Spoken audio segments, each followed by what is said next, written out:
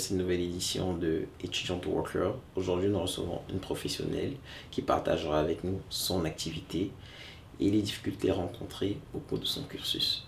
Je suis Danielle Linda Kafak, je suis contrôleur financier à Paris et je suis diplômée de l'EM Lyon d'un Master in Science of Management. Alors j'ai obtenu mon baccalauréat en sciences de la vie et de la terre et en mathématiques au Cameroun à Yaoundé. Suite à mon baccalauréat, je suis entrée à l'Université catholique via un concours en première année gestion. J'ai fait 2 années de gestion et j'ai obtenu un DUT. Et après mon DUT en gestion, je suis entrée en licence comptabilité et finance. Et pendant que je préparais ma licence en comptabilité et finance, j'ai préparé en parallèle le concours des grandes écoles françaises via le TAJ-MAJ. Après mon TAJ-MAJ, après ce concours, j'ai obtenu mon ticket d'entrée à l'EM Lyon. Je suis intégrée l'EM Lyon en Master Science in Management et pendant ces années d'études, j'ai fait des échanges, j'ai fait des stages et ensuite j'ai obtenu mon diplôme de master.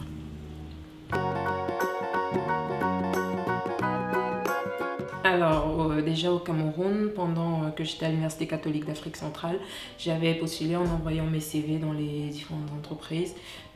Et suite à ces envois de CV, j'ai reçu l'acceptation des entreprises. Par exemple, la SNH, ils ont contacté mon école pour leur dire, mon école, l'Université catholique, pour leur dire qu'effectivement, ils acceptaient de me prendre pour un stage de 3 mois. Et ici en France, ça a été un peu plus laborieux. Je suis passée par le forum d'entreprise organisé par mon école, le Lyon. J'y ai postulé en donnant des CV, en discutant avec les entreprises présentes et en leur donnant mon CV. Et j'ai aussi postulé sur le site en ligne de l'école ou le site de recherche de stage. Et aussi j'ai des amis qui étaient à l'ESCP, à HEC ou à Rouen Business School qui m'ont donné les différentes offres de stage qu'ils avaient sur leur site à eux, auxquels je postulais aussi. Et aussi, il y a la technique de la candidature libre où tu vas sur le site d'une entreprise, tu regardes les offres qu'il y a. Tu n'es pas obligé de postuler à une offre bien précise. Tu envoies ton CV en candidature libre en précisant à peu près ce que tu voudrais. Et où tu passes ton CV à une amie qui est dans une entreprise et qui pourra forwarder le CV à quelqu'un qui cherche une stagiaire et comme ça tu peux aussi être appelé. Donc c'était les différents moyens que j'avais utilisés pour les différents stages.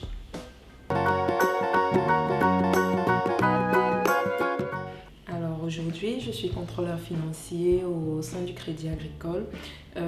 J'effectue justement du contrôle pour des lignes produits telles que le M&A, fusion-acquisition, Equity Capital Market, ils aident les entreprises pour des introductions en bourse par exemple, ou encore les solutions de financement structuré qui permettent aux différentes entreprises qui ont des projets à pouvoir obtenir selon leur profil, obtenir les investissements qu'ils voudraient. Et justement, pour mon boulot, en amont, j'ai déjà une phase de contrôle.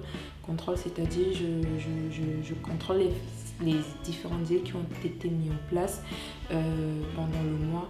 Je m'assure en termes de PNB ou bien de frais que tous les enregistrements qui ont été effectués respectent les différentes normes bancaires établies. Et ensuite, je dois faire une présentation globale de ces différents chiffres parce que je ne vais pas juste m'arrêter au niveau de la France. Ça prend au niveau mondial où les activités s'étendent, que ce soit à Hong Kong, au Japon, aux États-Unis ou en Espagne, pour présenter les différents chiffres à ma hiérarchie pour dire alors voilà, aujourd'hui en termes de risque, en termes de ratio de rentabilité, de solvabilité ou bien de risque, voilà où nous en sommes. Est-ce qu'on a accordé plus de prêts qu'il nous faudrait ou bien est-ce qu'on respecte le budget qui a été établi?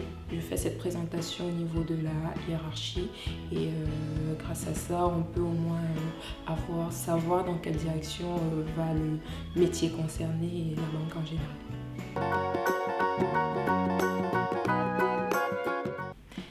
Alors les difficultés, je vais les classer en deux grandes catégories. J'en ai rencontré au moment de la préparation de mon concours et ensuite au moment de la recherche de mes stages ici en France. Lors de la préparation de mon concours, la difficulté majeure était que je devais associer et la préparation du concours et l'obtention de ma licence. Donc là, je devais en même temps sauter de la préparation des tests d'aptitude aux différents cours que je faisais pour ma licence. Et donc là, ça me demandait énormément de concentration, énormément de rigueur. Parce qu'en plus, je ne suis pas du genre à beaucoup bûcher. Donc là, j'étais obligée de faire la part des choses et de vraiment redoubler d'efforts et de travail pour pouvoir obtenir ce que je voulais. Dieu merci, ça a payé et j'ai pu obtenir ce concours, cette école qui était parmi celles que je visais. Et en France, pour mes stages, ça a été vraiment laborieux parce que déjà, on a ce problème où on n'a pas d'expérience en France. Donc, on a un stage un stage qu'on avait fait au Cameroun et qui n'est pas forcément valorisé ici. Mais après, j'ai eu pas mal d'entretiens, j'en ai eu énormément, mais j'ai eu pas mal de refus aussi. Et je crois que c'est au bout de, on va dire, au bout du 10e, 15e entretien que finalement j'ai obtenu mon premier stage. Et finalement, comment je l'obtiens par une amie qui est en entreprise, qui passe mon CV et finalement je suis appelée et je suis prise. Et pareil pour mon second stage. Là, c'était encore plus difficile parce que je revenais de Shanghai et moi, dans ma tête, je me disais avec cette expérience à Shanghai, ça va être plus facile. En plus, j'avais déjà une expérience en France. Mais ça s'est avéré encore plus difficile et j'avoue que j'ai eu des moments de découragement où je me disais c'est bon, je sais plus comment je vais faire, c'est bon.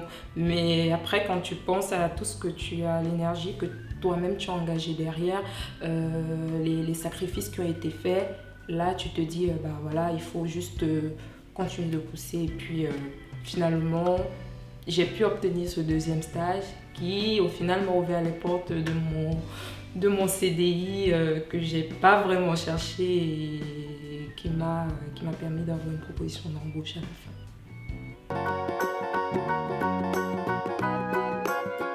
Alors j'aurais les conseils que je pourrais donner s'articuleraient autour de 3 mots: information, persévérance, ouverture d'esprit.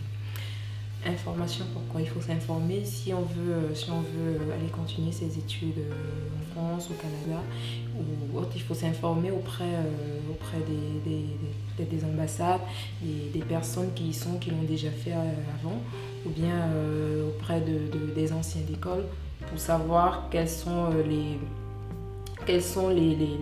que je dois faire pour pouvoir intégrer telle ou telle école.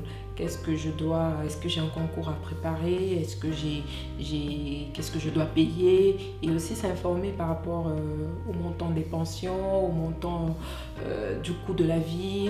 Est-ce que je pourrais supporter cette charge?